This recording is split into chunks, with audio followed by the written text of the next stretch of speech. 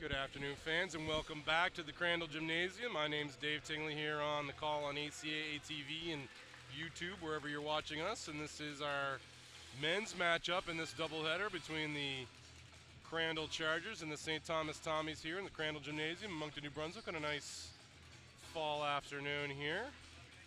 So, fans, this matchup is between a 1-1 Crandall team coming off a probably should have been win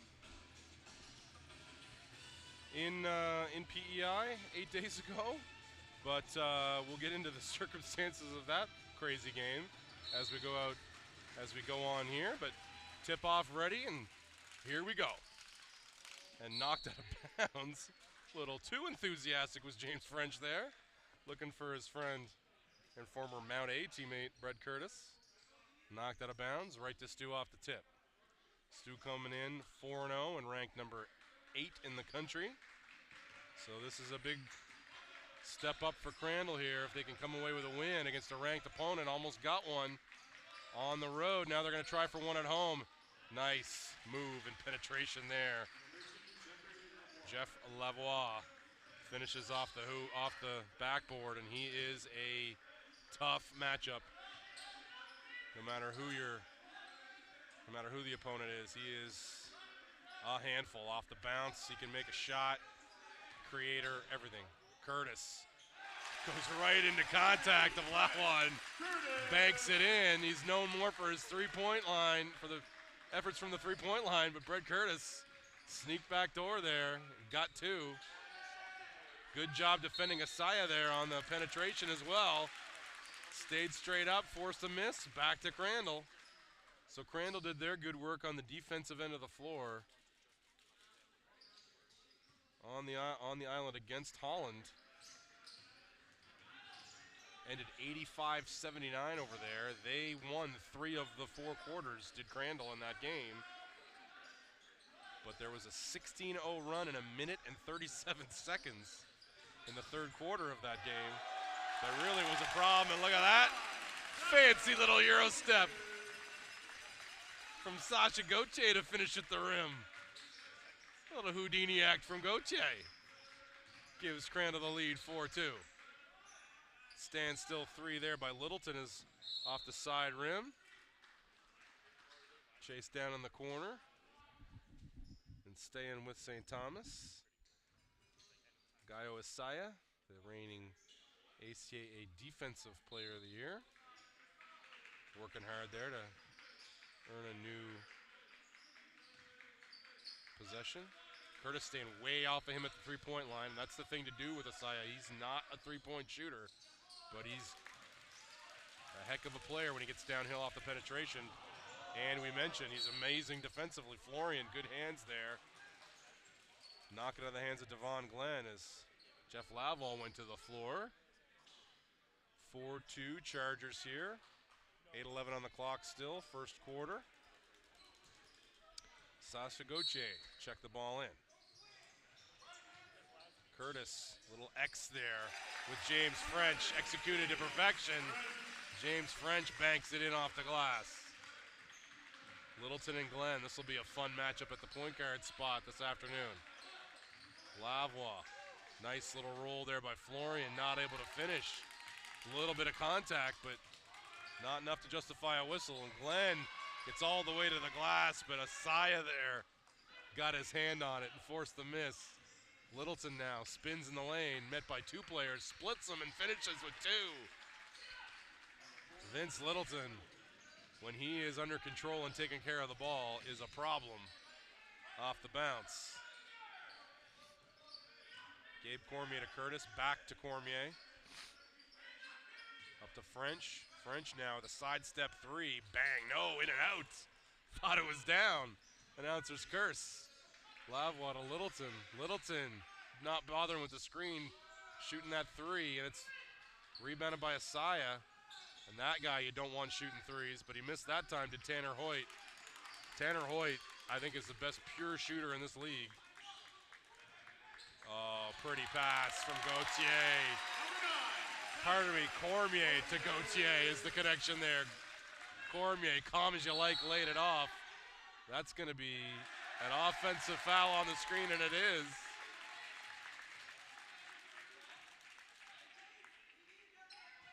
Coach John Hickey up to lobby a little bit. He felt the call was a little bit unfair, I think. Looked like it was a bit of a chicken wing to me, but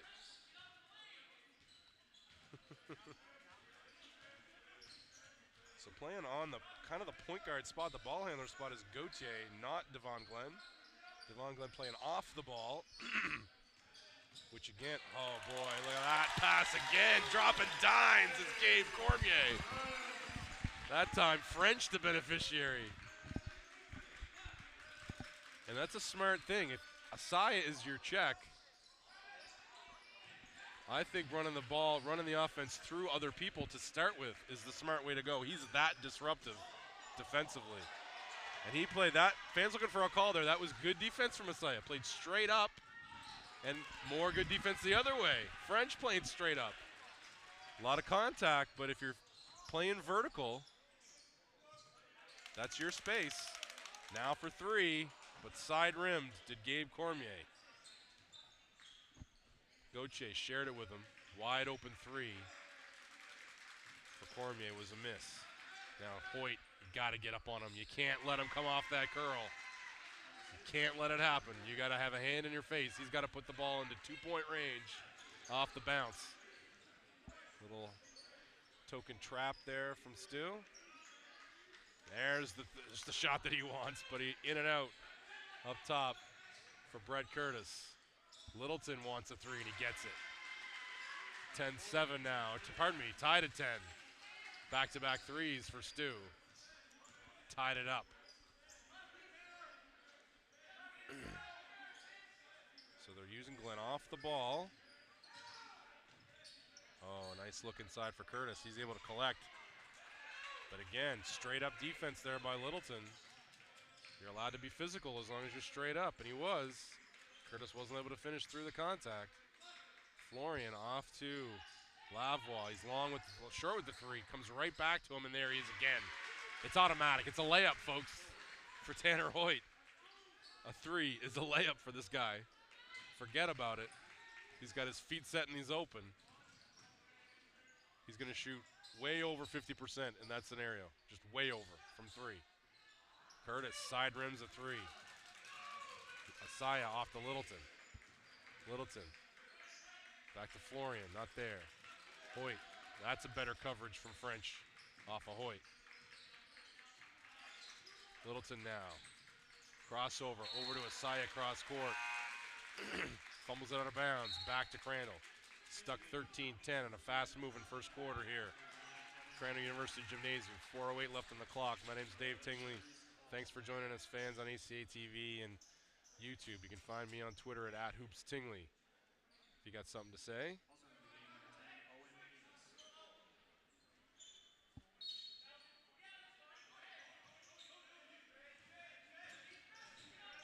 Sasha Gauthier, still the main ball handler here for Crandall. Off to Glenn. High screen. Run that same movement. French now. He gets a matchup he likes. They don't get it to him.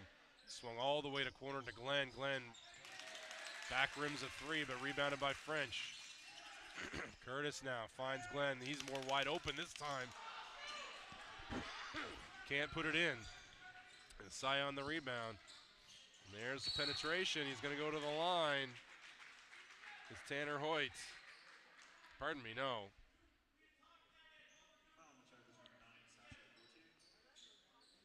That's Evan Villain that's going to go to the line for 2 free throws.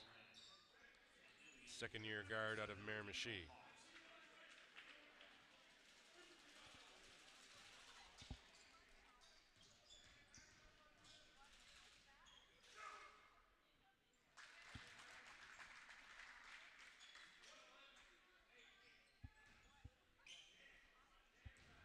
Second shot coming from Villain. Up and in. 2 for 2 at the line, stretches the Stu lead out to 5.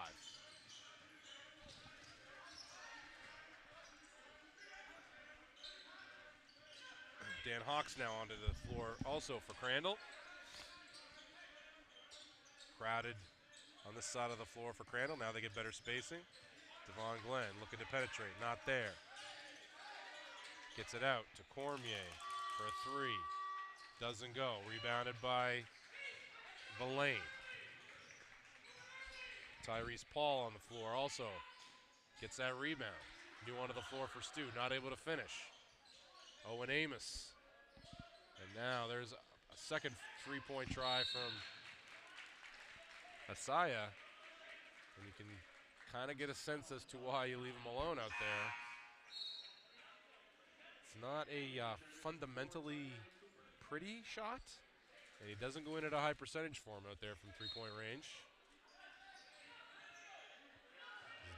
A very effective penetrator, and his defense means he's going to be on the floor for 35 minutes, 35 minutes. So if you can turn him into a shooter on the offensive end of the floor, that's helping things out for you. Skip pass over to Hawks. He penetrates, leaves it for French, and he's going to go to the line for 2 free throws. Trying to get off the Schneid here. Little 9-0 run for Stu. Been a while since the ball went through the hoop here for Crandall. Gets the roll on the first one.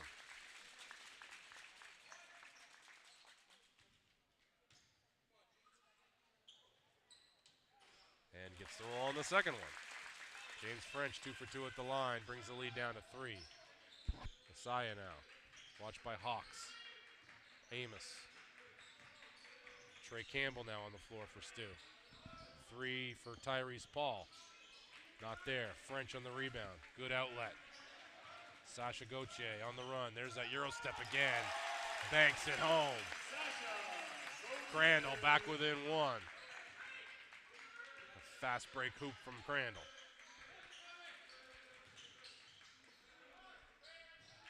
Campbell. Ooh, that was smooth. Not an easy shot. Little fadeaway off of the brush screen, and he managed to get it to go. Casual little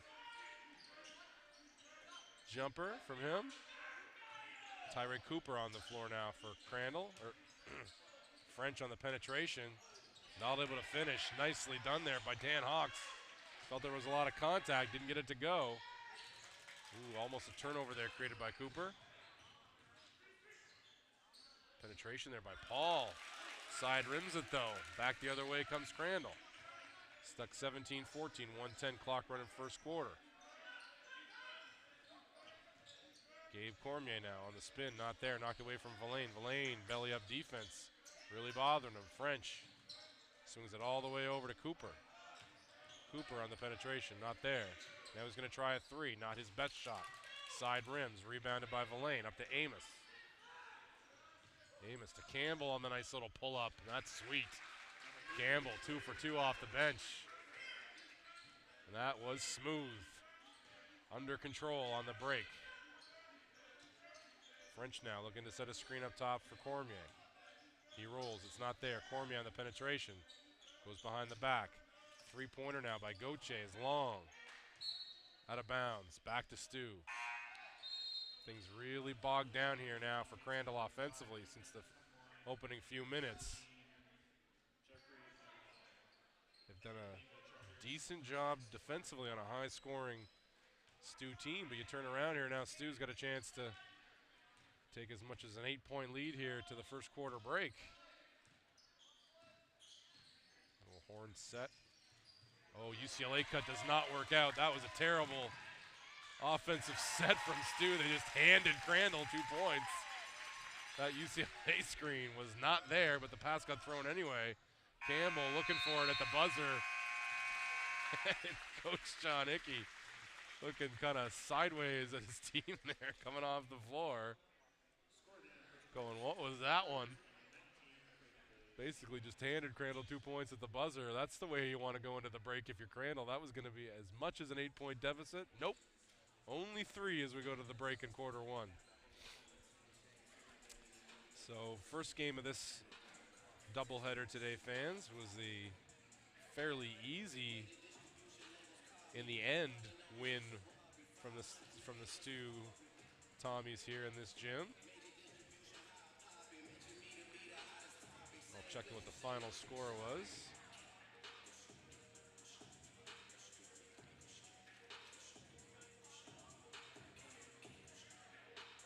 There we go. I finally got her.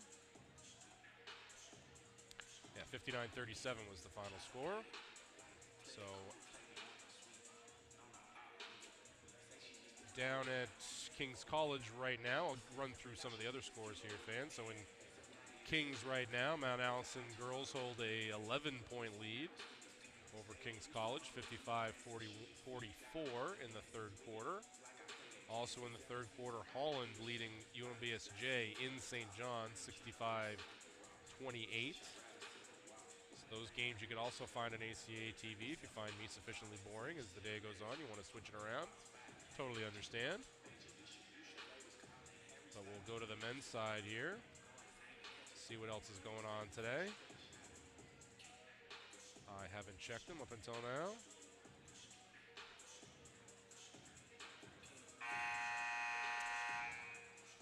So yeah, Mount Allison and UKC guys coming up at 4, and Holland UMBSJ guys at 4:30. So yeah, you can flip through the channels there today, fans, while you're have some football on mute, maybe.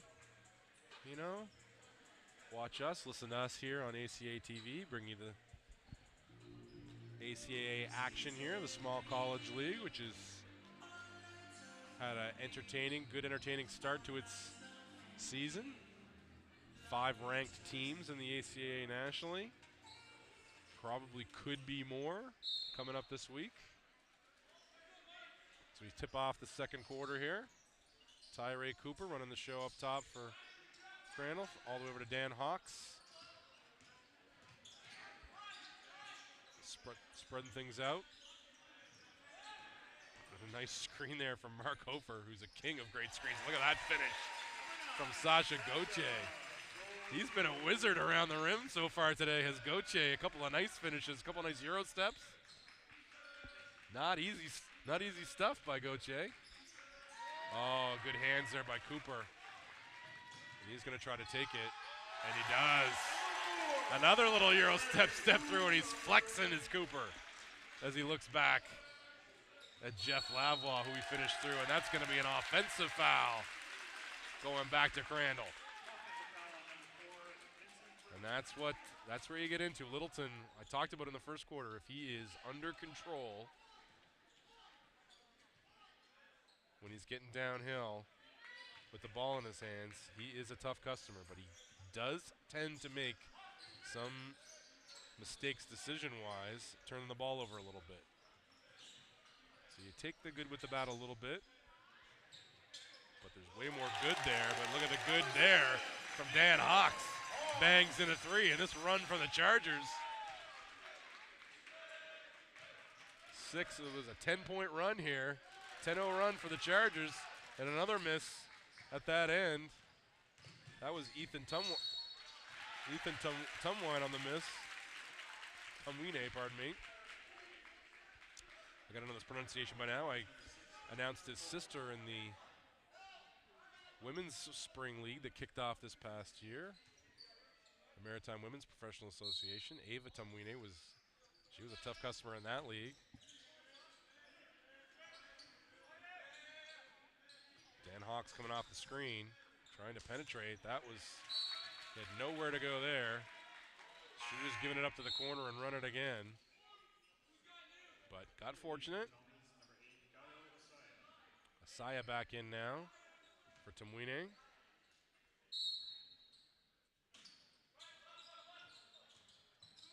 Hofer gets the ball in bounds, got his back to the basket on Florian. Little jump hook, tries to bank it in over Florian, doesn't go. Asaya now, Lavoie with a spin. Oh, nice hands there from Gabe Cormier. Lavoie he's such a strong ball handler. He's got such a good, thick, strong body. It's tough to get through him and knock the ball away, especially when he gets going downhill like that.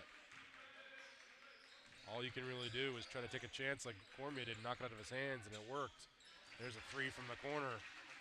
Banged in from Littleton. That's more like it, says Coach. Littleton on Cooper now. Cooper, the transfer from Holland.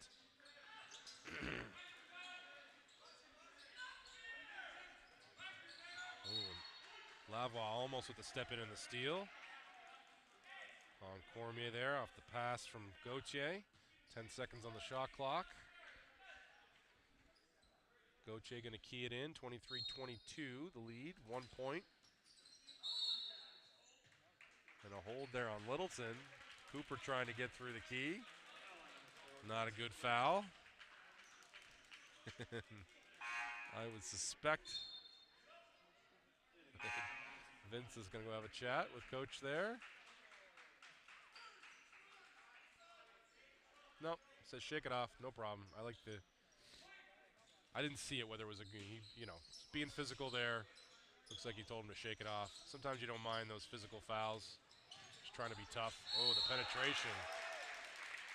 And he took a hit from, looks like Florian, to Dan Hawks. And it is on Florian.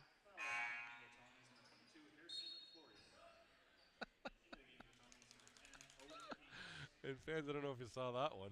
Florian, as he walked by Hawks, kind of did a swim move on him. Gave him kind of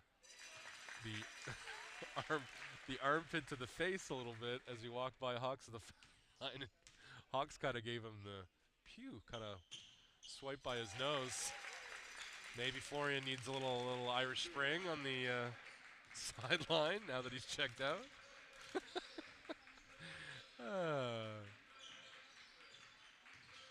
Sometimes the trash talk is entertaining when you catch it. There, banging in a three from the corner is Villain. Off a nice feed from Amos. 25-25 now here, entertaining first half. In Moncton at the Crandall Gym, and there's another three from Hawks. He tells the fan section about it, does Hawks. Feeling himself a little bit, having a really good first half. Good defense there from Crandall. Hofer drops it off for Cormier. Cooper now on the penetration of the key, nothing there. Out to Hawks, back to Gauthier. Calling for the screen from Hofer. Hofer, that's a good one, as always. There he is again. Is it going to go? No, in and out this time. Hofer, though, battling Asaya. Asaya knocked it out of bounds. It's going to remain with Crandall.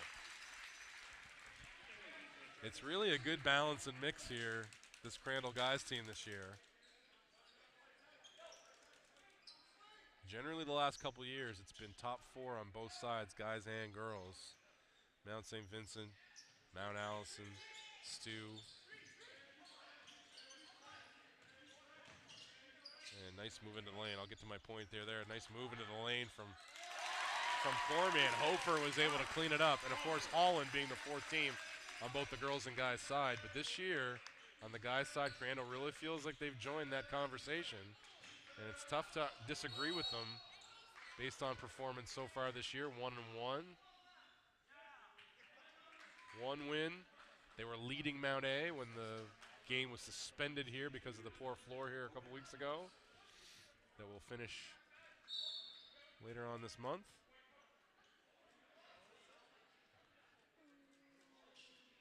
A little warning to the bench here from the referees. Coach Todd McKillop felt pretty strongly that wasn't a foul here at this end.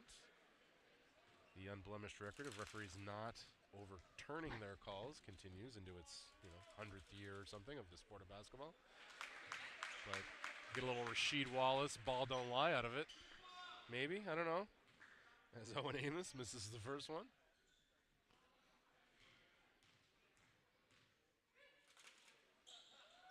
And he misses the second. So it's a true Rasheed Wallace ball don't lie situation. Tyree Cooper now pushing the ball. Nice leave off to Hope. And Hofer's going to go to the line for 2 free throws. Hard foul there from Villain. And I love it there from Hofer. No reaction. Took the hard foul, going to the line, make his free throws. Back into the game is Curtis and French. He's going to check in for Hofer at the line if he makes his second free throw.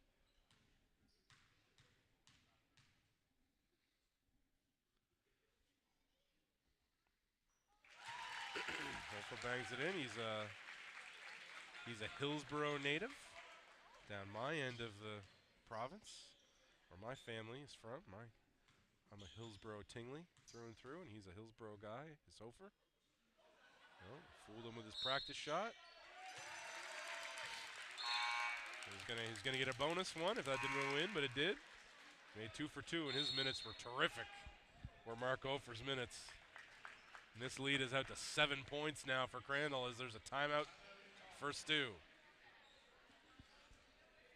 So yeah, fans, I said how Crandall really feels like they've joined the conversation here as far as, you know, breaking this top 4 kind of gridlock that this league's been under for a couple years.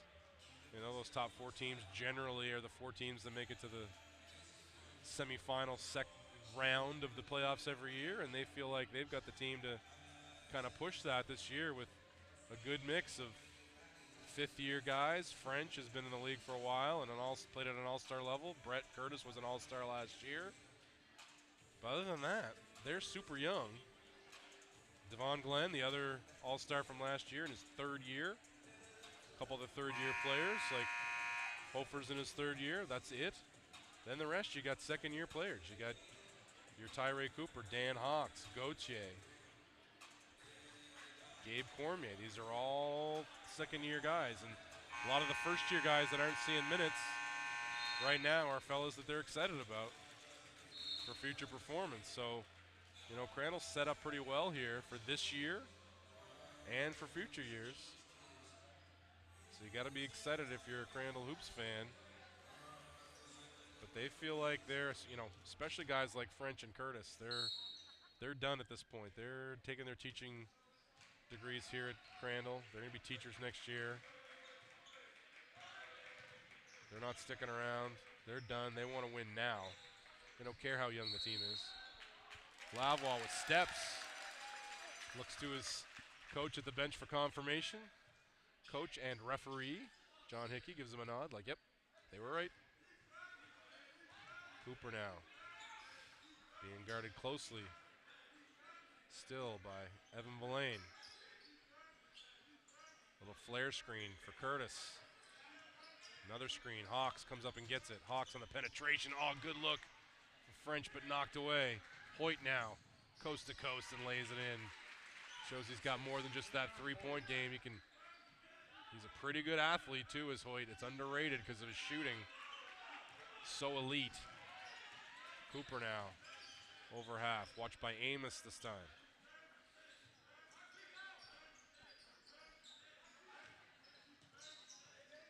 Hawks over to Cooper. Using the screen of French. Curtis is going to have to shoot it against the clock. Side rims. He hasn't gotten going yet. Asaya now on the penetration. Not able to finish. And when he tried to collect it from out of bounds, he hit it off the out of bounds line, and it's going back to Crandall. Sasha Gauthier checks back in for Dan Hawks, who had himself a terrific first half as well. So a little pressure here from the Tommies. Yeah, he's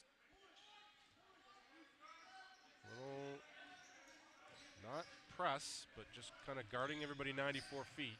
Make them work. French and Curtis running the handoff. Fake handoff. Over to Cooper. Cooper uses the screen from French. Goes against it. Pretty from Cooper. Pretty. Rejected the screen. Crossover attack. Laid it in. Pretty stuff from him. That's his game as well. Not going to make a lot of threes, but if you let him get downhill, he's trouble. French steps in. Good defense from James French. Cooper now behind the back. Finds Curtis. 1-2 pass to Glenn in the corner, and Glenn gets off the schneid. Finally a hoop from Devon Glenn. And he's nodding his head. He took a bad technical the other day and on the island. Look at Lavoie. Just use his body. Penetrating, getting through to the key. Kurt and French took a little offense to the foul from Lavoie. Little intensity in this matchup today in this gym. STU finding themselves down 10 here to Crandall. Not liking the feeling.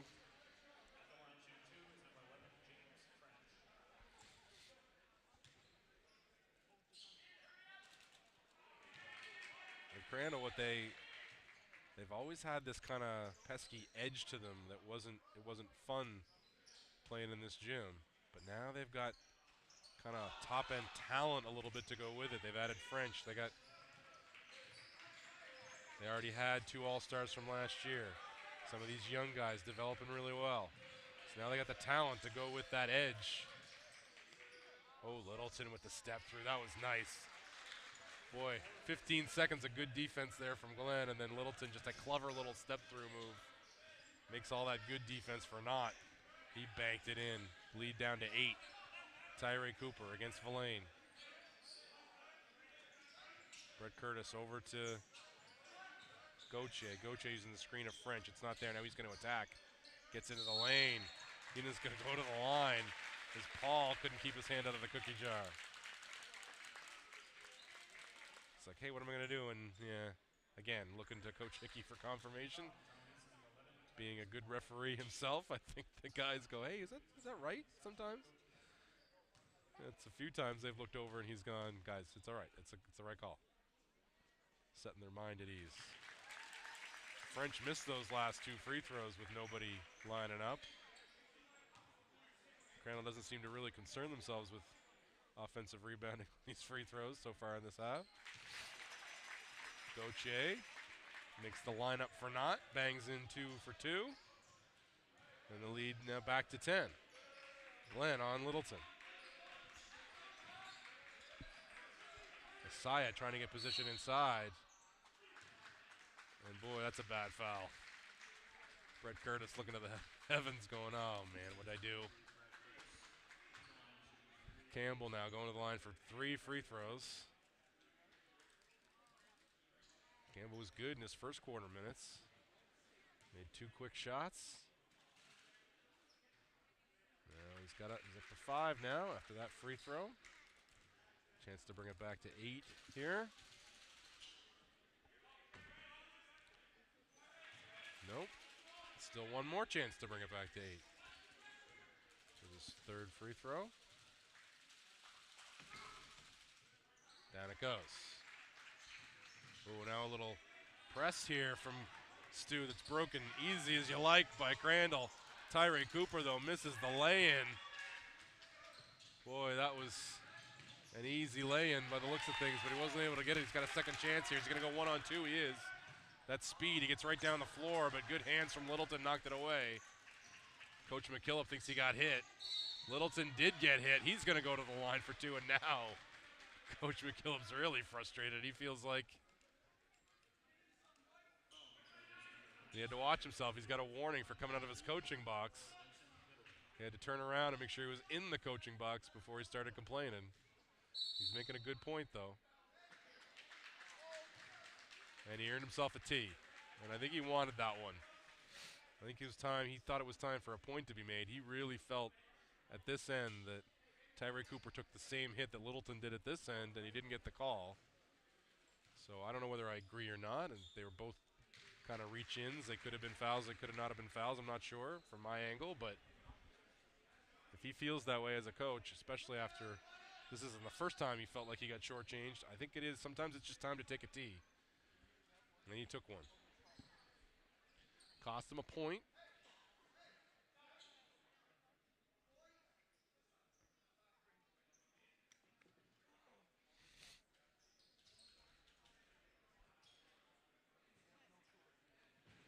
And sometimes there's just an agreement between good coaches and good referees.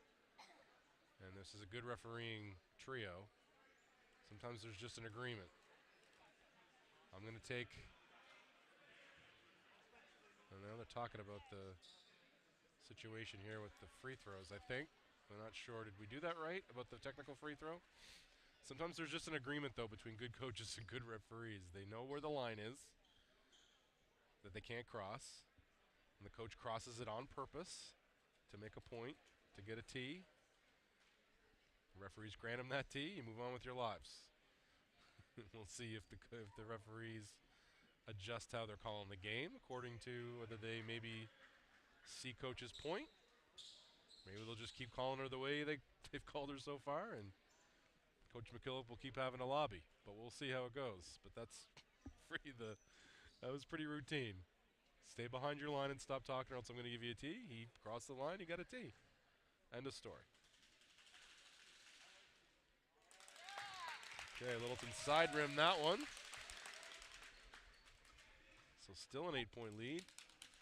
Well, I think he made one, though. I think they're going to be, there you go. I think we're going to have 39-33 as a score here now. Or maybe not.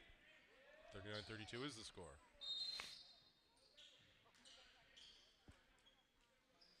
Must have wiped one of those attempts. They must have wiped clean. Anyway, we'll see. So pressure here from Stu. Crandall broke it on 2 passes the first time they ran this press. And that's what Stu's talking about over there. I think they're saying the same thing I was thinking. Littleton made one of those free throws.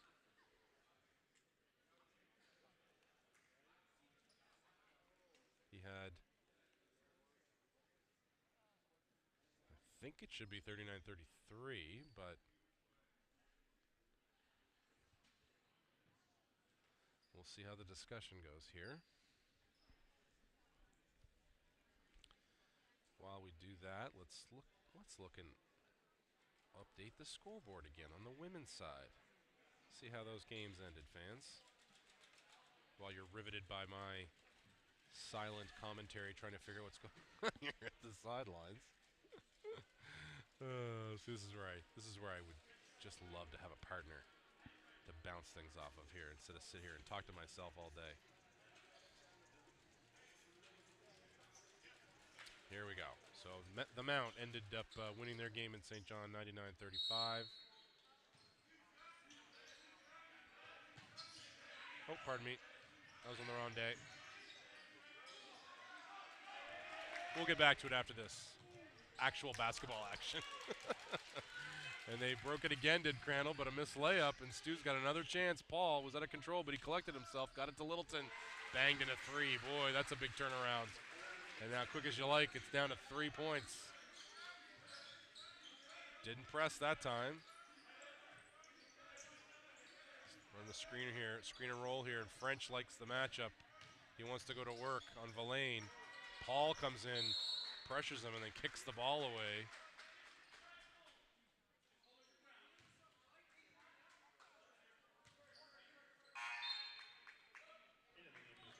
There we go, fans. So Holland is going to win that game in UMBSJ. It's 90-37 with 3 minutes left.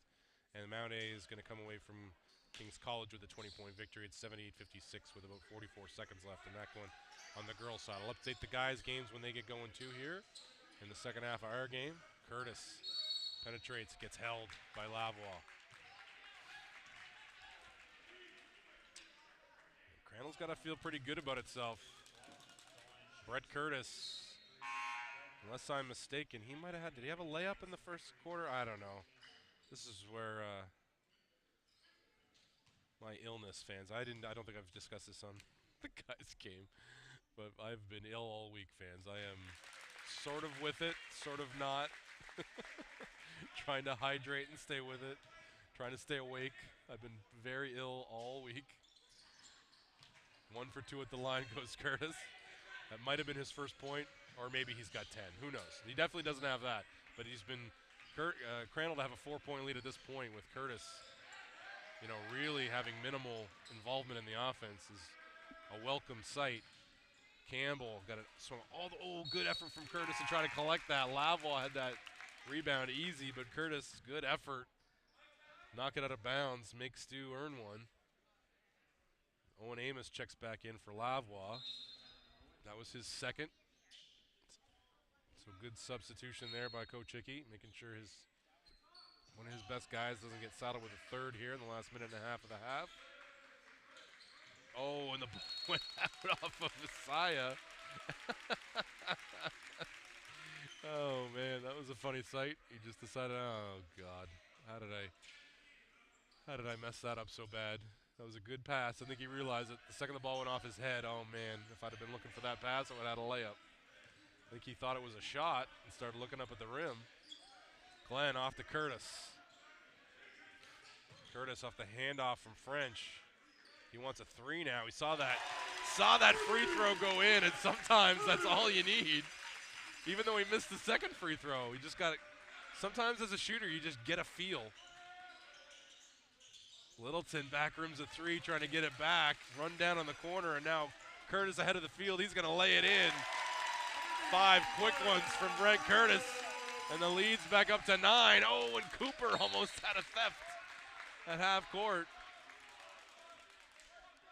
So now the last minute of the first half, and Crandall spread that lead back out to 9. Littleton comes off a screen, penetrates. Oh, and he's going to go to the line for 2 free throws.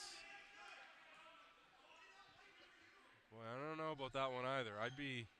Curtis was going, yeah, he just embellished, just threw himself in, and he was acting out the Littleton acting job, but I'm not so sure it was a foul, but the great thing about Littleton is, about a player like him, is he's so good at penetrations. He misses the second throw too, but Amos collects. Not able to lay it in though. French collects the rebound, and then they turn it right back over to Littleton, who gives it to Asaya, lays it in. Careless one from Crandall. They just gave up 2 points for no reason.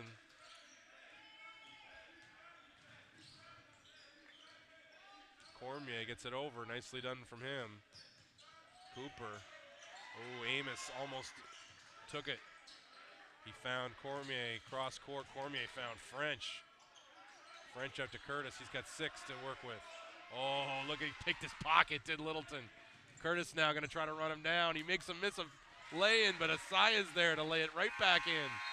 And that's how we're going to go to the first half break. A tough finish for Crandall, but they still lead by 5, 45-40 here as we go to the break.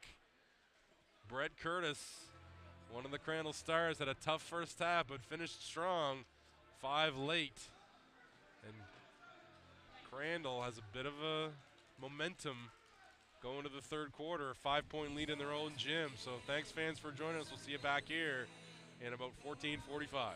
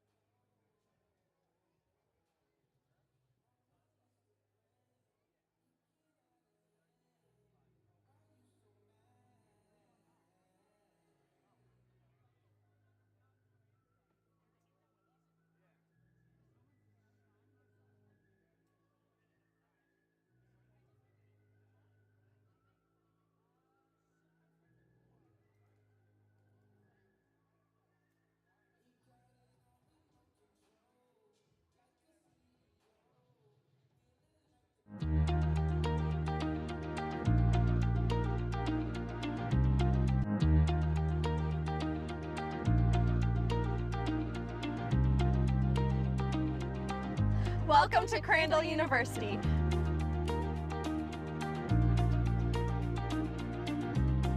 Crandall is a Christian liberal arts university located on 200 acres of land in Moncton, New Brunswick, central to Atlantic Canada.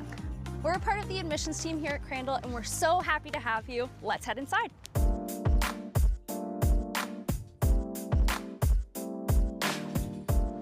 Right inside the main entrance of Stultz Hall is the Welcome Center, where the admissions team is located.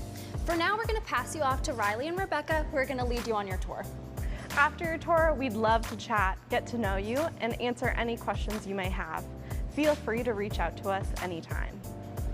SH177 is one of our larger lecture halls. While it seats 150, our average class size is 19 and we max our sizes at 75. It has comfortable chairs, charging stations, and this is where you'll have a lot of your first year classes.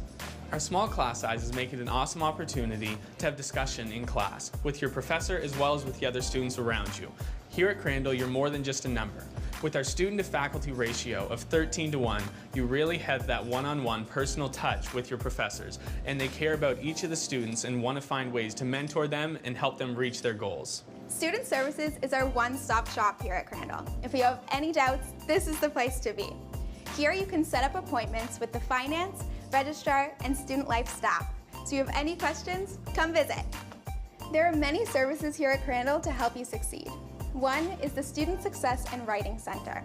Here you can find rentable laptops and tutoring sessions, as well as some study tools. We have a computer lab and IT support for any of your technology needs.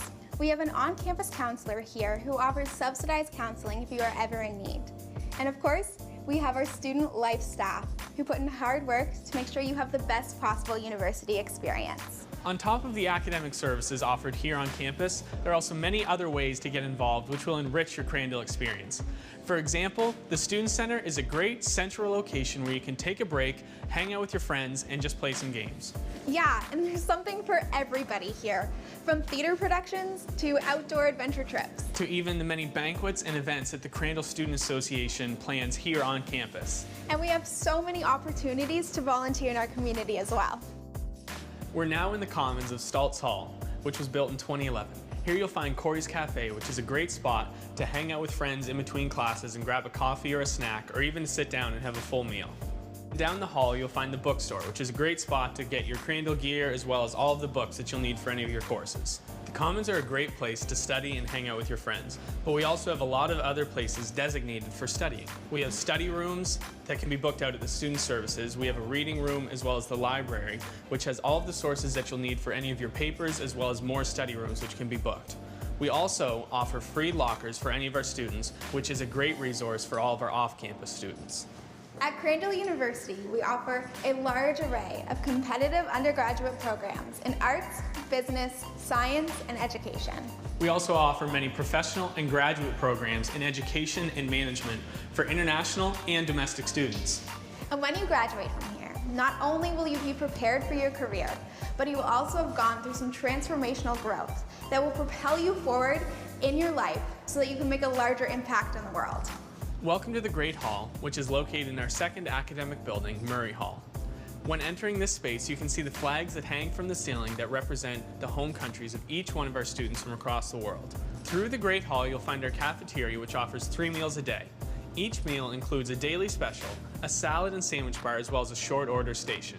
Across the way, you'll find Britton Auditorium, which is a large gathering space used for holding plays and concerts, as well as our chapel services, which are offered twice a week. In addition to this, we also offer mentoring groups which meet once a week to foster community and spiritual growth within the school. At the bottom of Murray Hall, you'll find our athletic facilities, which includes our court, our locker rooms, and the fitness center. Athletics are an integral part of life here at Crandall. The Crandall Chargers compete in the ACAA and are known for their passion, determination, and sportsmanship. Nearly 20% of our students here are involved in athletics, and that means they get to train with an Olympic-certified nutritionist, strength and conditioning coaches, and massage and physiotherapists who assist them year-round with both sport-specific training and performance. Across from Kroll Field is our 2 residence buildings, Mitten Court and Colburn House. Colburn House has a pod-style setting, which means that you would share a living space with 3 other rooms. Each wing also has a laundry room and a lounge area. The lounge areas have a TV, a sink, a mini fridge, and a microwave. The building also has 2 common lounge areas, one with a full kitchen as well as a study room. Resident assistants also live on each wing and are there to offer community and support for the students. Mitten Court is home to our fully furnished apartments. There are options of 2, 3, or 4 bedrooms and 2 to 3 bathrooms. Along with being fully furnished, they include all appliances and even in-floor heating. Both buildings are keycard access only and are a short walk to the academic buildings. They both also have free laundry and parking, and there's tons of storage. Thank you for joining us on our tour of Crandall University. We look forward to seeing you next time in person.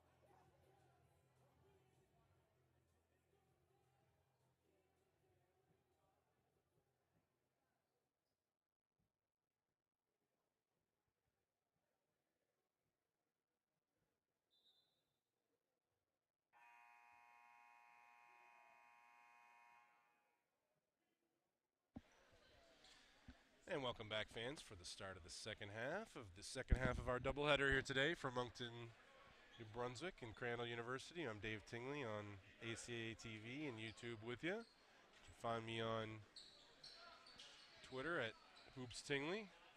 And thanks to Bill Gibson for reaching out and saying hi, as always. Hey, Bill. Hope you're enjoying the game. Hope I'm doing justice to your guys. We're having fun today down here. It's 45-40 at half, and Stu's about to key it in for us to get started here. It's going to be an interesting second half. Stu, the 9th-ranked team in the country, stuck 5 here at Crandall. Crandall trying to justify their kind of opinion of themselves, which is pretty high. They are very confident that they belong in the top tier of this league, and they're showing it so far today, just kind of like how they showed it on the island in a close loss to Holland. And a nice penetration there. Coming up short there is Sasha Gauthier, coming off a really strong first half out of him, 10 points for Gauthier. And he comes up with a steal. He's got French. French is going to go to the rim and finish off the glass for 2. Turning D into O. Asaya with the Euro step. Has it knocked free, but he's the last one to touch it. It's going back to Crandall. And Gaio Asaya, it's been a struggle for him on the offensive end of the floor today. Only 4 points with 7 boards and his usual terrific defense in the first half, as always. French on the handoff, looking for Curtis, curling around the screen. He's got Littleton on him. Littleton just a little bit too physical.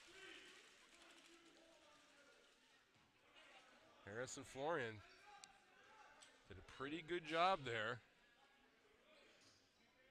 It's a lot to ask of a big guy like him to stay with Curtis on curling off of that screen, but he did a pretty good job, just a little bit too physical.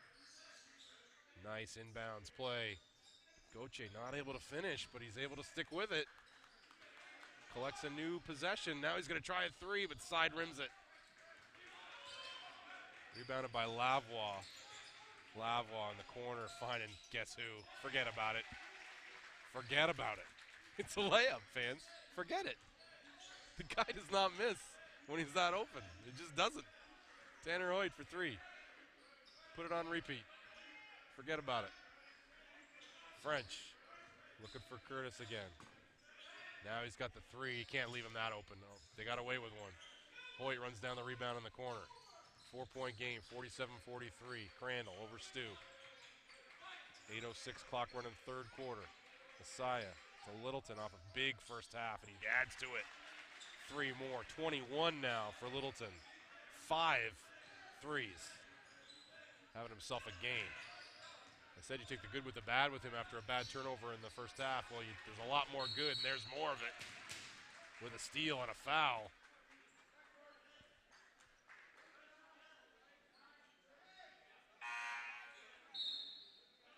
And subs coming in. That's the second one on Gauthier. He's had a tough start to this third quarter. He had a terrific first half. Hofer comes in. Now Crandall scrambled to change their matchups. Cormier now matched up on Hoyt in the corner. Lavoie now using the screen of Florian. Hesitates, goes back to it. Finds Hoyt. Hoyt using the screen. They got to watch him close. It leaves Lavoie open. Back rims a 3. Look at that rebound in there by Devon Glenn, and he gets it out. Florian jumps on the floor. So does Cormier, or Hofer.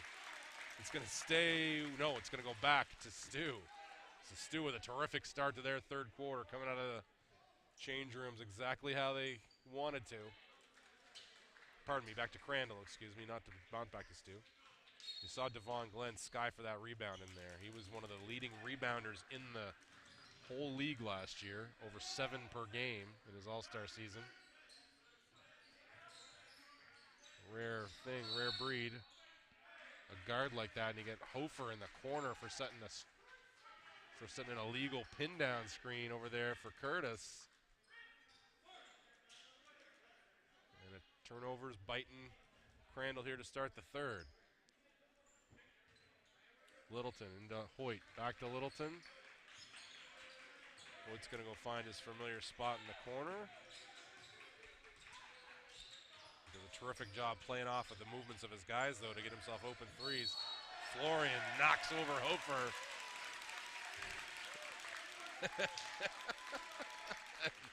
Not happy was Coach John Hickey with that one. He called it a flop.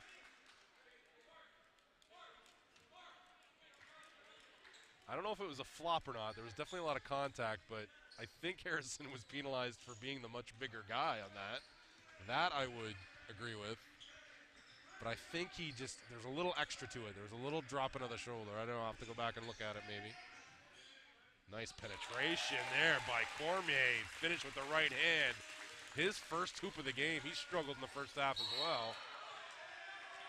And Littleton stepped out of bounds and hears it from the fans and gives him a little look. Turnover. Littleton likes to chat. So Glenn doing more of the ball handling here now with Gauthier to the bench. Penetration there from Cormier. Oh, good look to Hofer for three.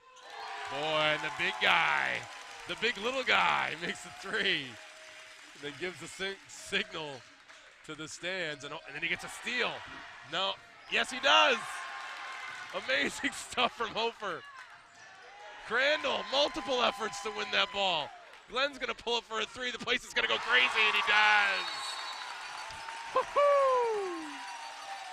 Devon Glenn with a big three. Big guts to pull up their 3-on-1 and make it, and he did. The lead swells back to 9. And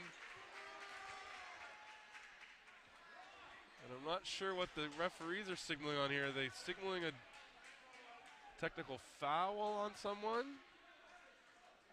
They are.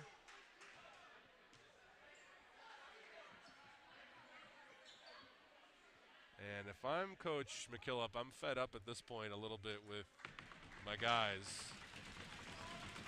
They had some, you're just hand and stew points here now.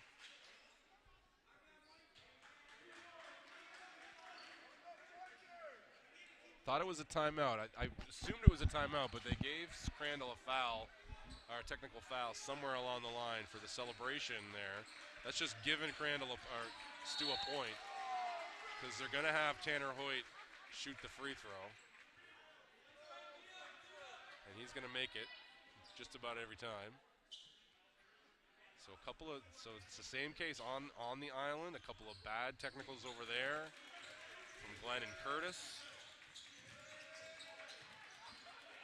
Oh, nicely defended, and it's going to be a travel before the steal on Littleton. Good job from Crandall.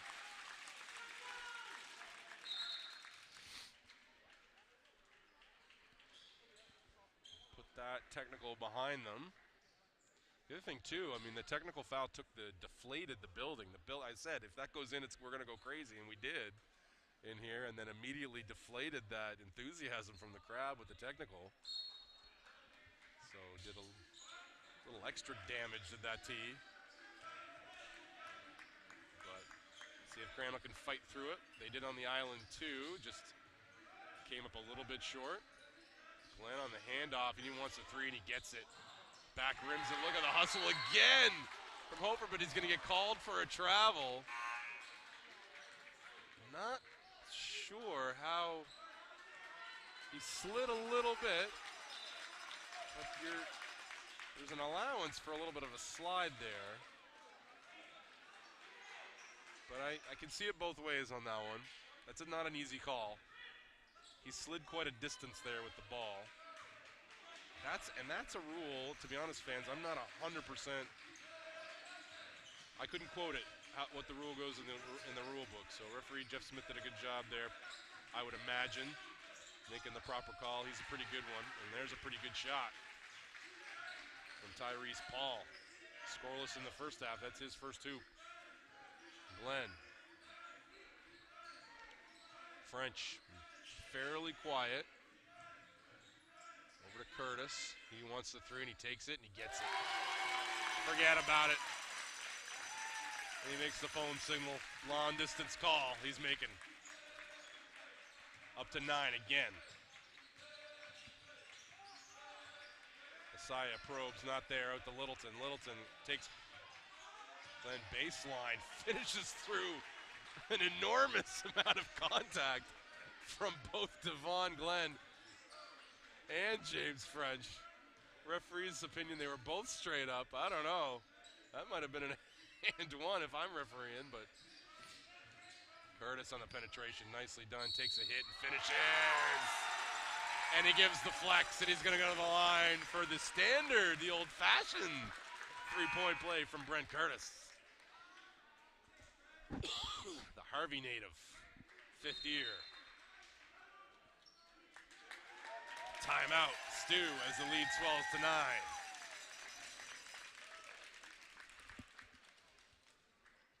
Exciting third quarter so far. If you're a Crandall fan, that's for sure. STU brought it back to 3. Crandall pushing it back out again.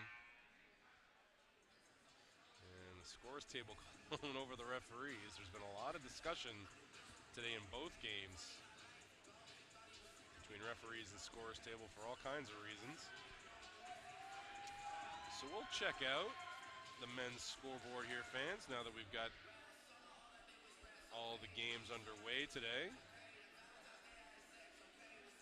There's some big games if you're a fan of other teams. I'm a Mount A guy. I graduated. I call those games too, so I'm definitely interested in that. They've jumped out to a 17-7 lead. And about to start in St. John is Holland and St. John. You'd assume an easy win for Holland in that one, but UMBSJ, a young team, not experienced.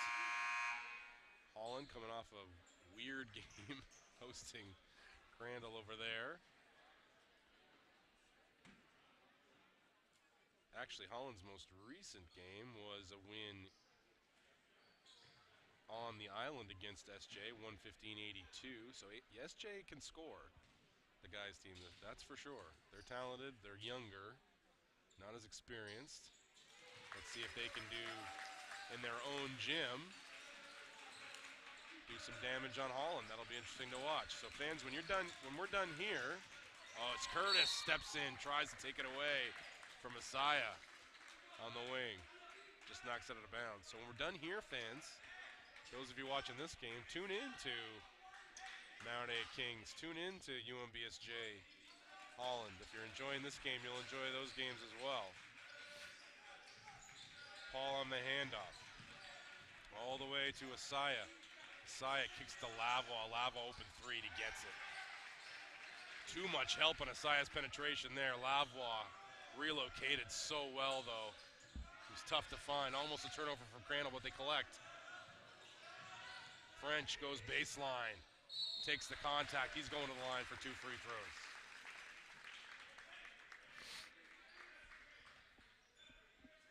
That's how talented and explosive Asaya is, though. When he gets going downhill with the ball in his hand, it's tough not to turn your attention to him because he's talented.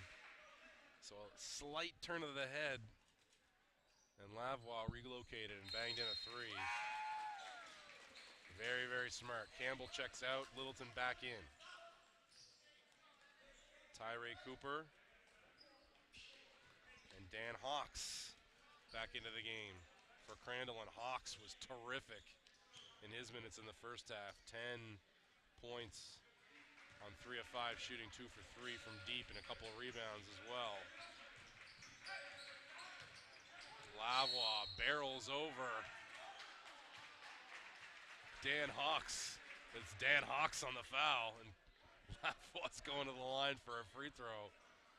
That's the problem with having a I said he barreled him over, but it wasn't an offensive foul. It was a defensive foul. Lavoie's so strong, just makes it look easy, knocking dudes over and getting to the rim.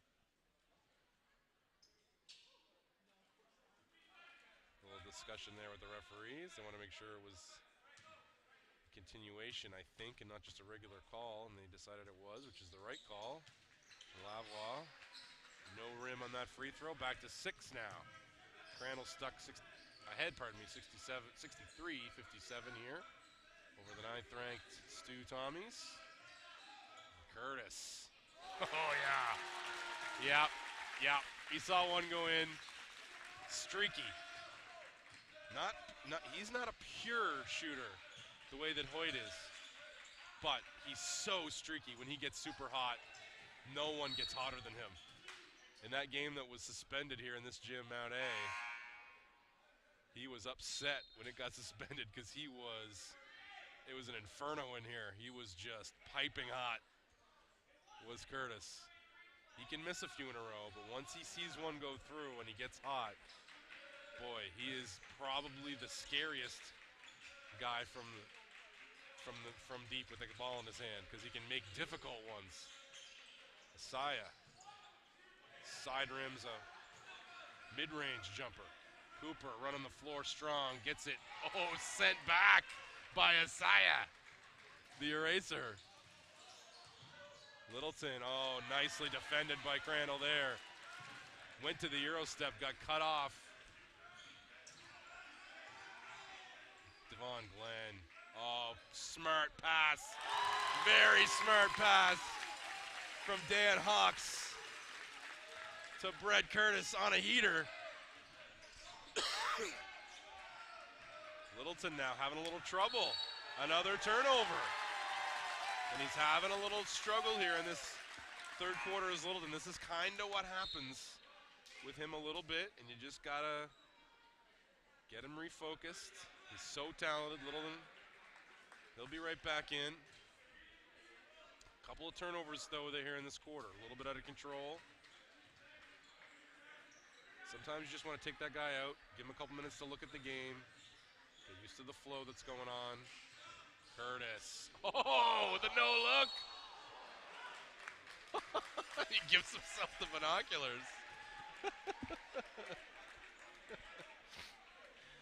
Oh, man. These guys have 18 different signals and secret handshakes and everything else for when they do something good.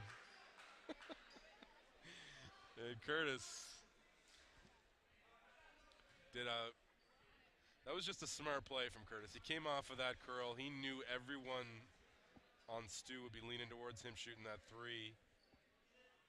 So he hesitated, attracted some bodies, pound one dribble.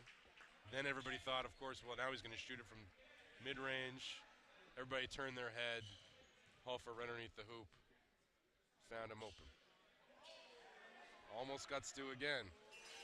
He's got that routine that Hofer does. It's going to throw some people off.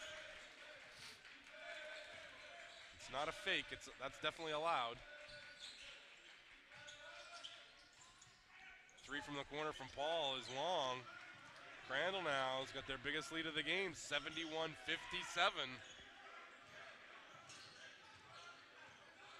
Amos can't contain Glenn. Nobody can. That ball is humming around the perimeter. Hawks bangs it in. Have yourself a day, Dan Hawks. 3 for 4 from range, 13 points. Sharing is caring. Curtis got it right back. Oh, they're going to call a block on Hawks. Probably a good call. Cooper strutting around, saying, did you see that? He blocked it with his elbow, but we saw it, Tyree, but, you know, your man got a blocking call on it, so I don't know if you can strut that much. He's so for having a chat.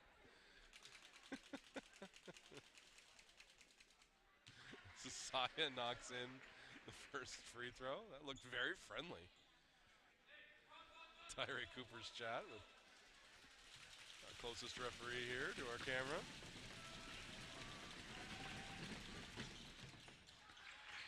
That kind of hesitation release shot of Asaya's works much better at the free throw line than it does from three-point land with his feet set. It's tough to make shots like that live action, though. Oh, and they're going to call an offensive foul on Hofer. I didn't have my eye close enough on it. I'd like to see a replay of that one. Looked like he was fast. It looked like to me he was set, but what good referees do, what good three-man crews do on plays like that is they know that there's one guy specifically keeping his eye on whether that is a good screen, and I would trust the eyes of this refereeing group, that's for sure. So I'm going to presume that was a good call, and nicely done there by Crandall. Hawks picking off that pass, running the break. Cooper now all the way over to guess who? Forget about it. Oh my goodness, I thought it was in. It was right on line. It looked online from here.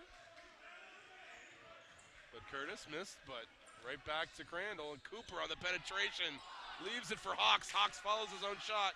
Now Cooper's got a little set shot from 10, and it goes.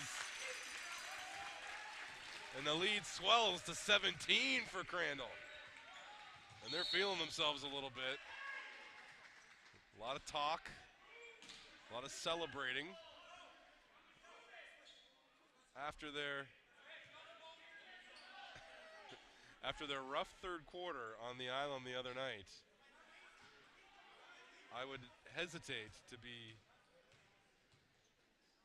this jubilant and expressive until the game was more in hand than this.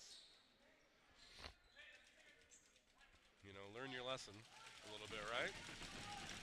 Again, fans, if you missed it, they outplayed Holland for most of the game on the island, did Crandall. Probably deserved a win in some ways. But also they didn't, because they committed there were 6 technicals. They committed a few of them. They had a couple really bad ones, and a few careless turnovers led to a 16-0 run for Holland in 1 minute 37 seconds of the third quarter, as Curtis finds Kyrie Cooper, who gets the roll. It went in and out and back in again, and Cooper is loving life right now. His tongue's out. And he came over, and I thought for sure there was going to be a technical foul that one, but good refereeing work and good leadership there from Brett Curtis. He came over and said, hey, don't worry about it. Cooper was very expressive there. He felt he got the block. I think they called it on somebody else, though, which is where the explanation was from the refereeing crew right away. They're doing a good job today. I got to hand it to this crew. A lesser crew, this would have been a much different game as far as flow goes, as far as you know, might have been a couple more tees. Might have been a little messier. Oh, Hawks, is he ever feeling it? Boy, he wanted that one. He thought for sure, the way he stepped into that one, I thought for sure we were going to the fourth quarter with a 20-point Crandall lead, but he just back-rimmed it, 79-62, heading to the fourth quarter. And Crandall, a big 17-point lead here in what would be their biggest win in a while in this gymnasium. This is a big win for them. They can knock off an undefeated 8th-ranked St. Thomas Tommy's team coming off a game that they felt they should have won on the island that they sort of gave away. This would be big.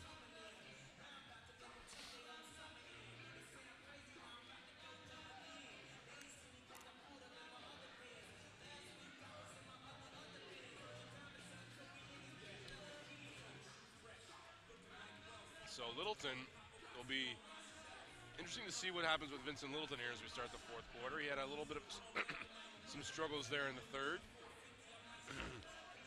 but he was explosive. Really the only guy getting his game off in the first half.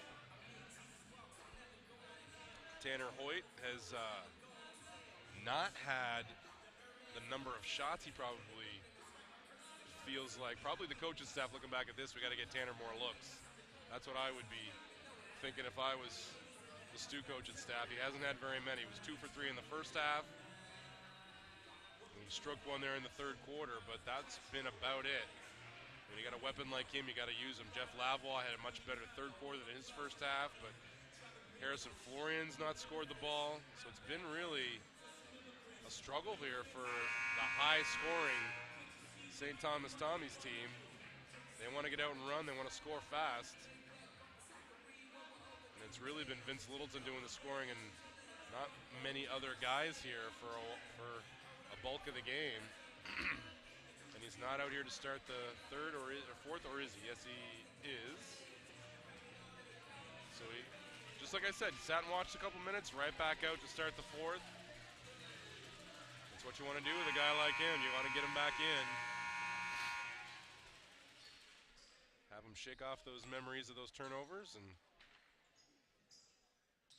bring your team back in. But it's going to be a tall mountain to climb here for Stu with how well Crandall's played this whole game, particularly there. That second half of that third quarter, they really put the clamps on Stu.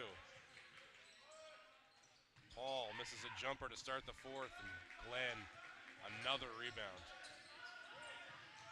And Asaya just like, he just eats ball handlers alive, but they broke that press all the way for a hoop and a harm is Tyree Cooper. And he's had himself a second half as Tyree Cooper.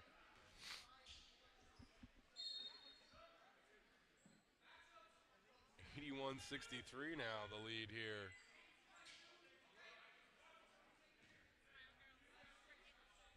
For Crandall, and it's really been contributions from a lot of guys on the Crandall side today. Almost a backcourt. Not quite. Horn set here for Stu. Oh, nicely designed. Oh, Lavoie missed the lay-in. Can't get the putback. And it's going to be a jump ball. Back to Crandall. Boy, Lavoie's going to kick himself for those. Those are shots he makes. Florian now back in for Paul. Not been much of a presence today as Florian. Odd for him. He's normally highly involved in what Stu does.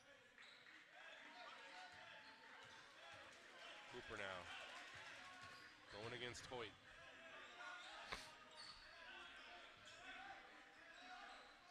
Curtis to French. French backdoor. Cooper now back. And now it's going to go up. You can bet it is. And it's back rim, though. Look at that rebound by Hawks.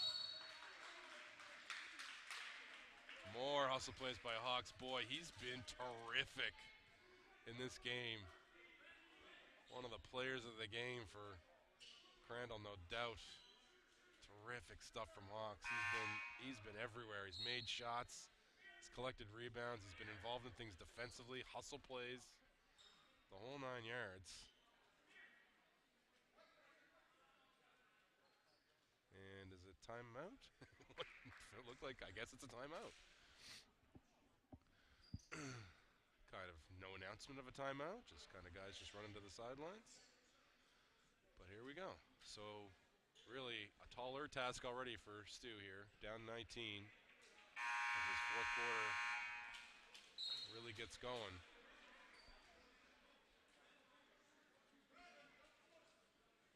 It's been a struggle for Stu to end possessions here for Crandall. Crandall really scoring the ball well today. And contributions from all over the court. Brett Curtis has had himself a big second half. Sasha Gauthier was big in the first. Glenn's been great in the second half. Cooper, of course. French has been pretty quiet, but his movement, screening, has been key in creating these open shots. And then Trey Campbell threw a puzzling cross-court pass to Littleton. Littleton gives him a what the heck's going on. Campbell's still trying to figure things out. Might be just one of these days for Stu. If you're a Stu fan, you might just go, oh, well, nothing's going right for us today. But most of that has to do with what's going on with Crandall. And lots of hand fighting and pushing and shoving here off the inbounds. Cooper and Tanner Hoyt in particular.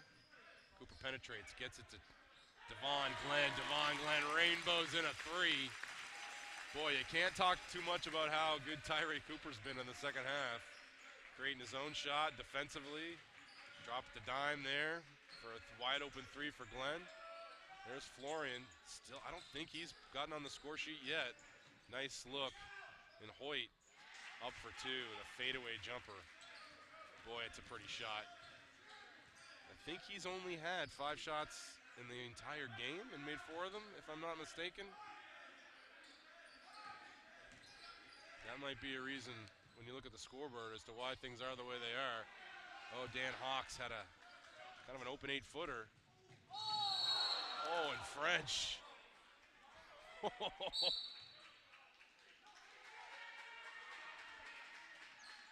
And now another technical, this time on Brent Curtis.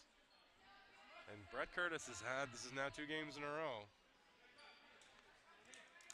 That was all ball as the fans are screaming, but was he vertical and did he get him with the body? I mean, that's, I believe, obviously I think that was the call. And then there was a lot of chatter. And then Brett Curtis got hit with a tee. And this is the type of stuff. I mean, you're up 20. What's the problem? If you got a bad call, then you got a bad call. But you're up 20. Just back off. The only thing you can do to bring this team back in the game is to make dumb mistakes like that.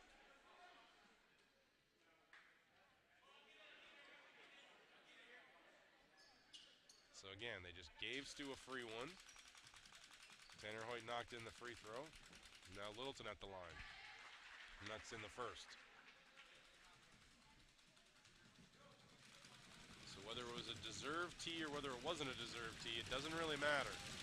Don't put yourself in a position, especially up 20. So now it's 17 after those 3 free throws.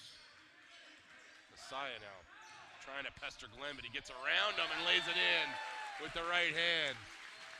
You don't often see Guy Messiah beat off a straight line drive like that, but he got him that time. Littleton, whirling dervish, not able to finish. It's going to stay with Stu. Knocked out of bounds from French. He had rebounding position, just not able to collect it.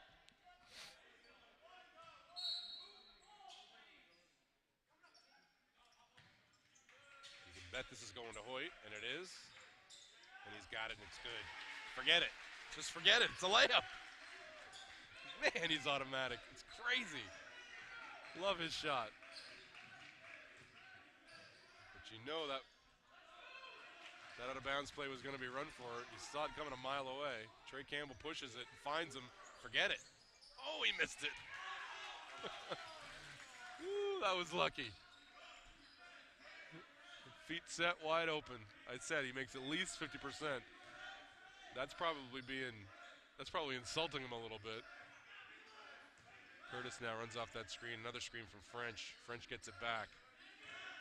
French is going to take Littleton. Nice crossover move, but he can't finish with the left hand. Pushing the pace is Stu. Turns it over, though. Devon Glenn, they got numbers if they go. Dan Hawks now. Gets it to French, but right back to him, and now back to Devon Glenn.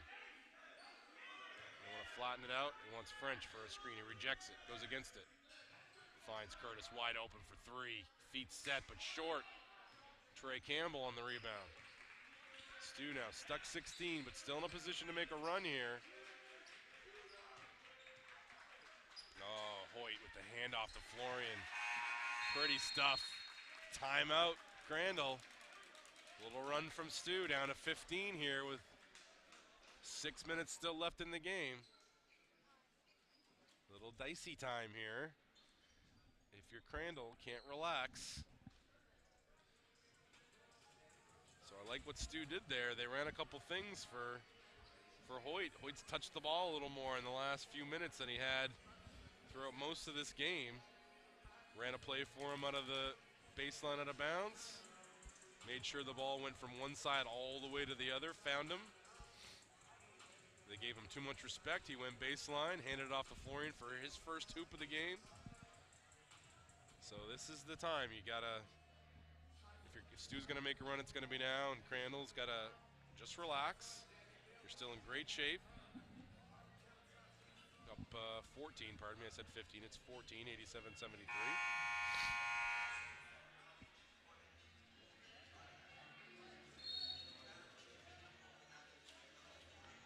So we'll refresh our scores here and see how things are going. The out-of-town scoreboard. Mount A up 5 now, with 5 minutes left in the first half over King's College, 33-28. Holland up 1 at the end, towards the end of the first quarter in St. John, 17-16 on SJ. So SJ keeping things nice and close there. So Crandall out of the timeout now. Sasagoche back into the game. Hasn't seen the ball in a while. Glenn comes and meets it at half court. Nicely done by Glenn. He's going to throw up a floater, and it's good. Not an easy shot from Devon Glenn. Footsteps closing on you, but cool as you like.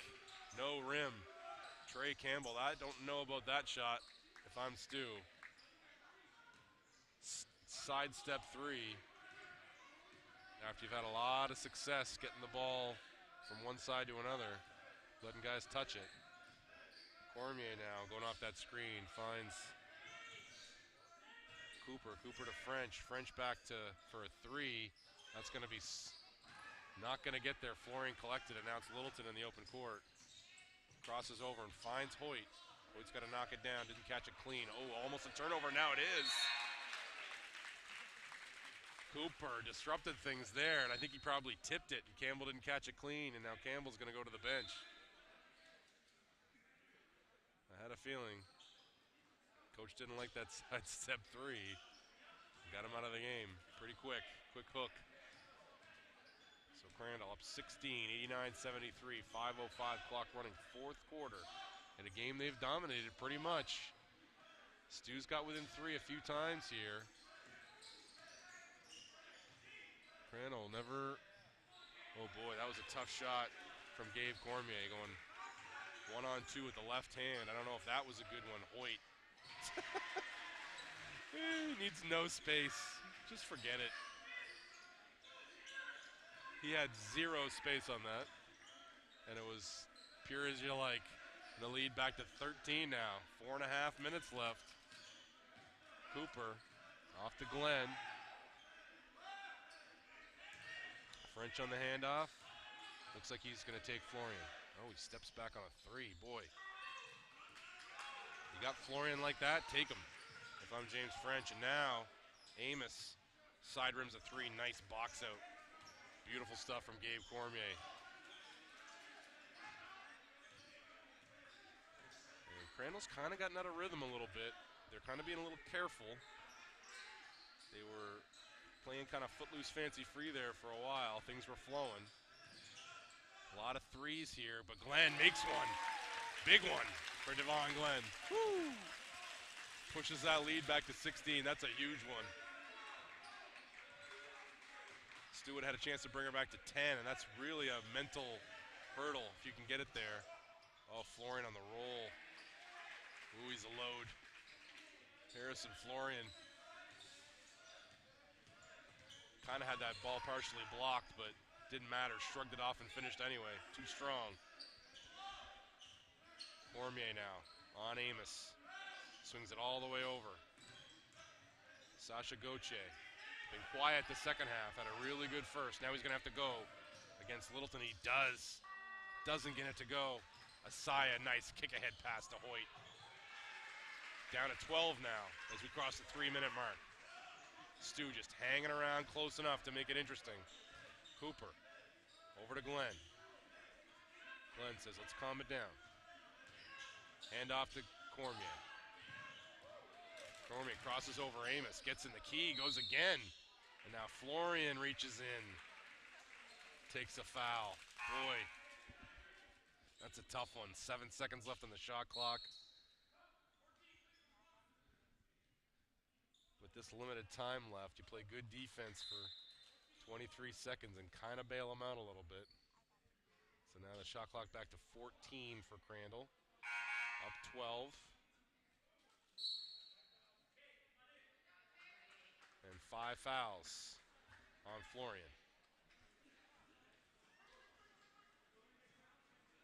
So yeah, it's been comfortable lead for Crandall for most of this fourth quarter, but I don't think everyone's watching is completely comfortable just yet. Still a 12-point game here. Stu is super explosive. You got your Tanner Hoyts and your Lavois and Littletons that can make threes in succession, so you got to be smart. You got to know what shots you want to give up. You know, if I'm Coach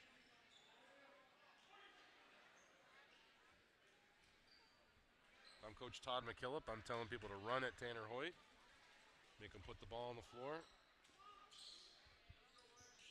Stu kind of a,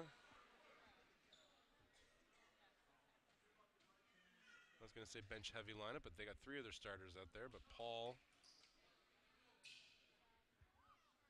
and Evan Villain out there. No Lavois. No Florian off of his 5 fouls.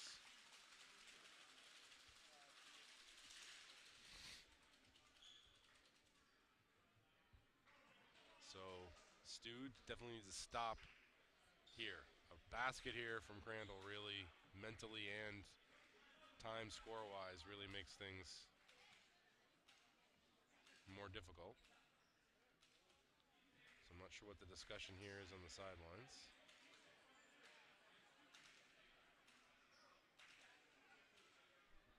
I have no idea. I'm trying to figure out what it could be. I'm not even sure. Oh, the timeouts remaining. There was question on timeouts remaining, fans, but 2 timeouts remaining each is what they've decided on. Everybody's happy with that. So let's get back to some actual basketball here. So set up their out-of-bounds play again. Didn't get the curl to Glenn that they wanted, but Cooper's now got 10. Uses the screen from Hofer, not there. Hofer gets it. He's going to have to create something against the clock, which is a step-back 3 that almost goes in. Oh, boy. Gabe Cormier on the attack. Knocks out of bounds. So Stu's now got to pay with some pace. Down a dozen. Asaya on the attack. On the Euro step through, and he gets it to go. It's a quick hoop. Off of 1 pass for Stu. Just what they needed. Get it down to 10. Now they've got the press on. Goche up to Hofer. Hofer now going to the rim. And I have the same feelings that the Stu fans do at the moment. Looks like Asaya went straight up, which is what you ask of him. If he can, there can be contact as long as he's vertical. And it was the determination of the refs that he was not vertical. So Hofer gets to go to the line and shoot 2 free throws, but boy, that looked great from my angle, that defense. But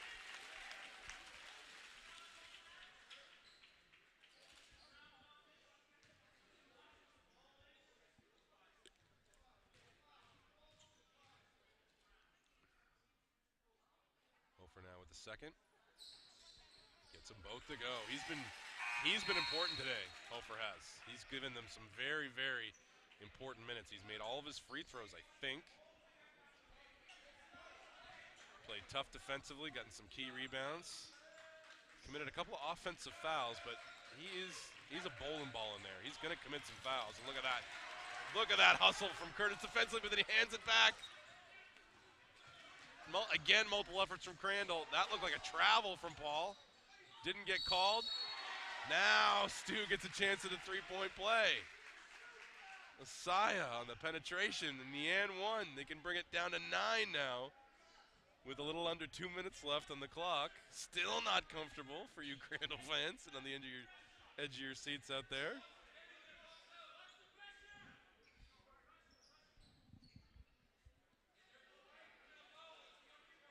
Asaya now has a chance to bring it to 9.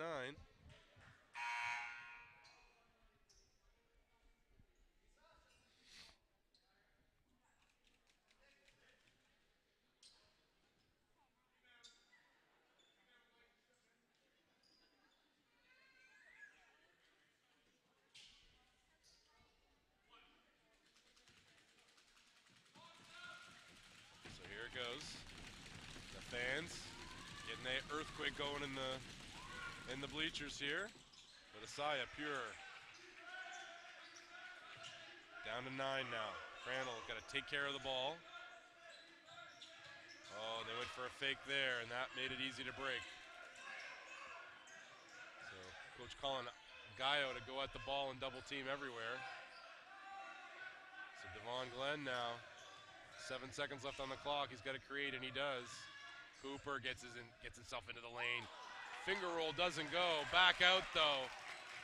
And Hawks now going to run some more time off the clock. Pardon me, Gauthier. That was probably the game-clinching offensive rebound. Here goes Gauthier! Finishing things off in style! With a 3 and one more. The hoop and some hostility from Stu. And a chance at a 4-point play for Mr. Gauthier. A big first half, largely silent in the second half, but he's the guy to put the nail in the coffin for Stu here. Pushing that lead out to 12. Looking to make one for 13 with a little over a minute left. And that any hopes of a Stu comeback have been thwarted now. So Crandall gonna go to 2-1 on the season.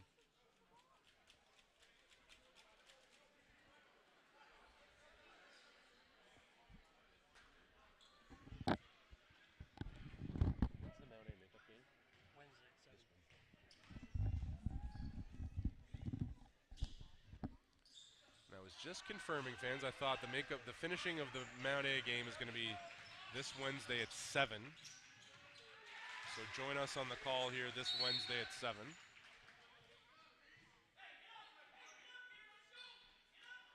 For Mount A, the finishing of the Mount A Crandall matchup from a couple weeks ago. We'll pick it up here from where it left off.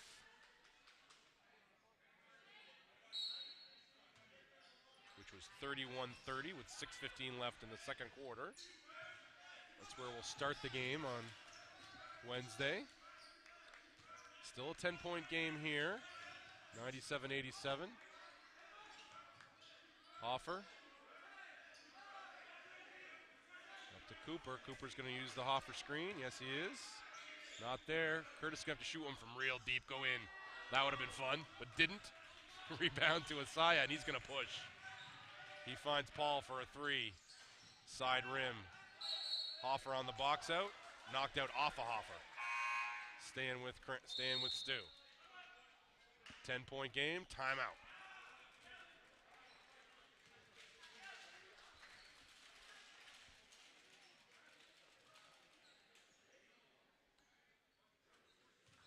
All right.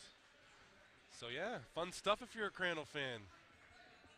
Win over a top 10 nationally ranked team, that's always good. Pushing your record above 500, that's even better. Got to figure if you're a Crandall guy, there could be 3-0 and on top of the standings. But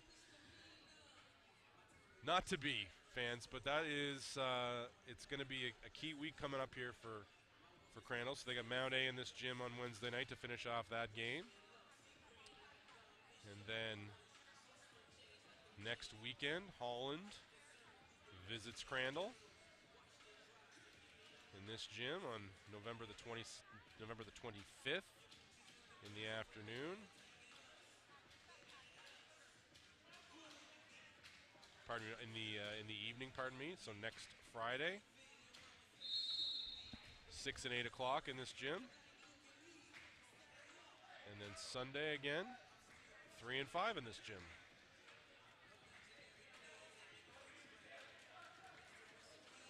Against the Mount.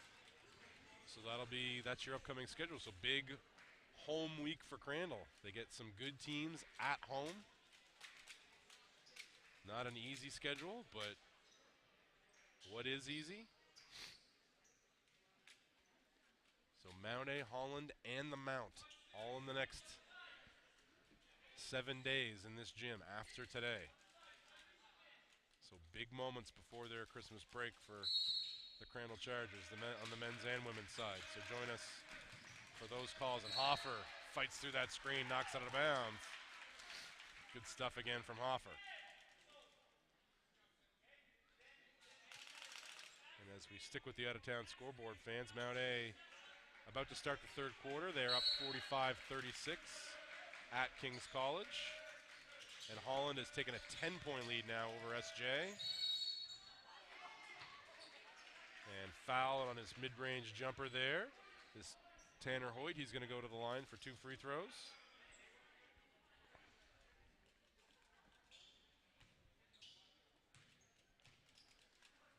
So we're going to have one remaining unbeaten team on the men's side at the end of today.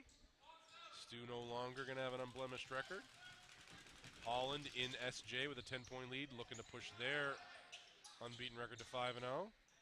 Not able to collect the rebound there, and Paul made a 3. Now you got to be careful here if you're Crandall. Okay, he gave up a rebound and a 3. It's down to 6 with 25 seconds left. Let's not be silly here.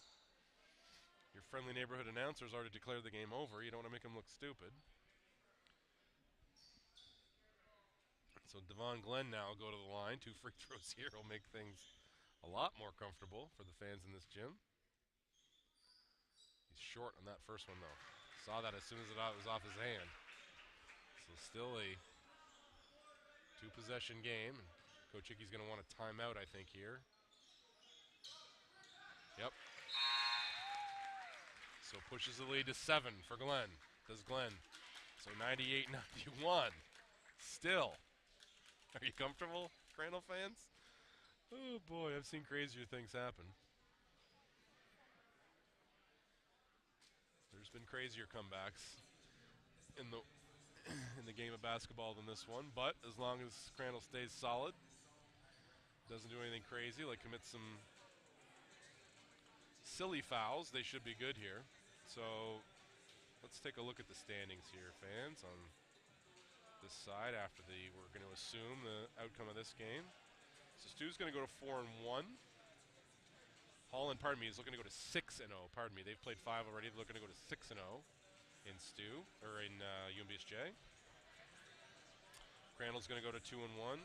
Mount A looking to go to 2-3 with a win in UKC, who still remains winless, and UMBSJ also remains winless. So yeah, fans, it's going to be an interesting week for your Crandall Chargers. On the girls' side as well, the girls, they've struggled to shoot the ball this year. That would be a understatement. They are under 30% from the field for the season. They are playing good enough defense to keep themselves in games, and they are hard-nosed, and they are rough to play against. But they have not scored the ball consistently enough to come away with wins, consistent wins so far this year, and they had a struggle today against STU, but they get chances to bounce back next weekend. 2 big ones in this. So Holland in here, and they played Holland tough over there on the island again, just didn't make enough shots. And they've got the mountain here. So 2 tough ones coming up this week for the girls. The girls, there'll be no girls game on Wednesday. I know we talked about the guys' game. The girls' game against Mount A was able to be finished successfully two Sundays ago, the day we had a problem with the floor in here because of the humidity. So there's no girls' game on Wednesday night. It's just the guys finishing their matchup. Again, starting 31-30 with about 6 minutes left in the second quarter. They're going to pick it up where they left off.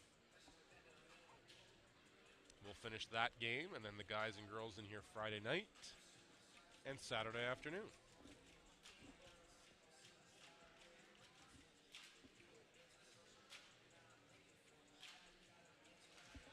So still, this is the longest timeout in history. Still guys over there. Referees talking to the scorers table. We got the STU players ready to play. We got the Crandall players gathered around Coach McKillop, still listening to some instruction, looking at the whiteboard. And now here we go. All right, so 98-91, 25 seconds left on the clock. Gaio Asaya is going to key the ball in. Brett Curtis guarding him. Got Hoyt away from the ball. I'd be shocked if this wasn't a design play to get the ball in Hoyt's hands.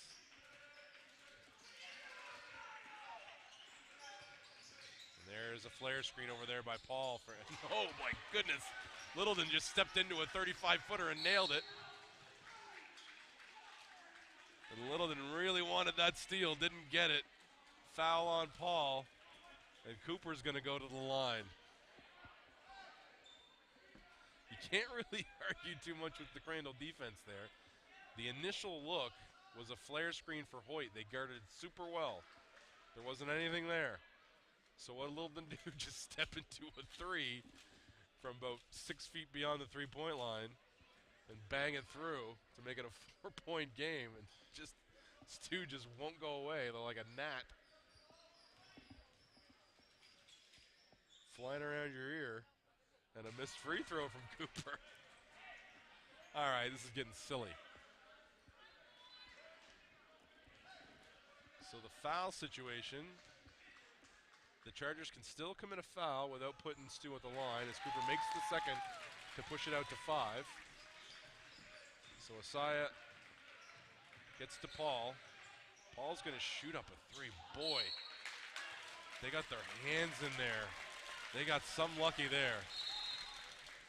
And the timeouts are going to be called here by Coach McKillop. Ooh.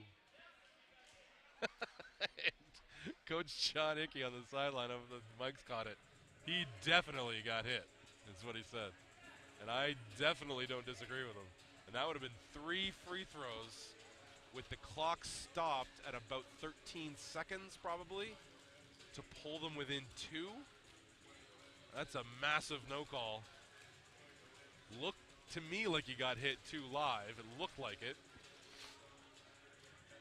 But he was kind of bringing the ball up through and double clutched, so, you know, might have gotten the hand on the ball. Who knows? But it looked to me like he got hit. And Coach John Hickey didn't have much discussion during the timeout for his guys.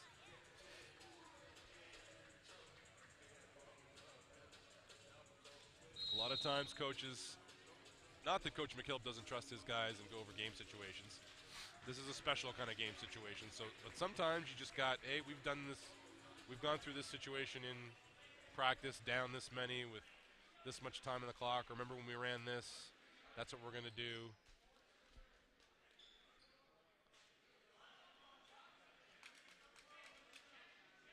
So it's going to be Crandall, sideline out of bounds. They were to bring it to half court. First point of business, get the ball in bounds. Devon Glenn doing his comedy routine over there on the sideline for Mr. Paul. They get the ball in, and it came into Cooper. Probably not the number 1 guy they were looking for to be taking the free throws, but the main thing there is getting the ball in bounds with 10 seconds left. And he, ooh, in and out and in and out and in and out for Mr. Cooper. And the Crandall fans still can't breathe easy. Makes the second one. 2-possession game. Surely now, say Crandall fans. Oh, and Cooper knocked him off there. And now he's going to the line for free throws. And Coach McKillop is saying to Brent Curtis, why? Why?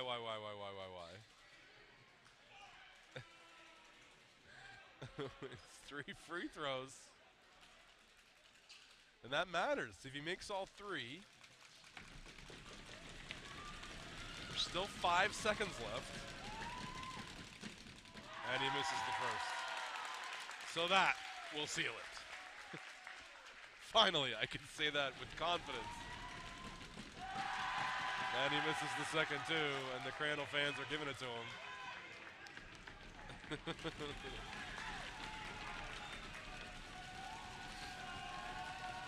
And you can hear the noise. The Crandall fans are loving this victory, that's for sure. Goes in. Another timeout. Oh man, the end of this game is taking forever. This fourth quarter, I think's gone on for an hour. But you know what? Extra time in a basketball gymnasium that's just a bonus for me, no matter the circumstances. But yeah, the fourth quarter's taking a while. Just the way it's laid out. STU slowing the game down, dragging themselves back in at a three-pointer here, a weird. And I said it when they were up 20, and that technical foul happened for no good reason. STU got 2 free throws. Crandall disagreed with the call, but you're up 20. You go, okay, we got a bad call. We feel like it was a bad call. We're up 20. Let's forget about it.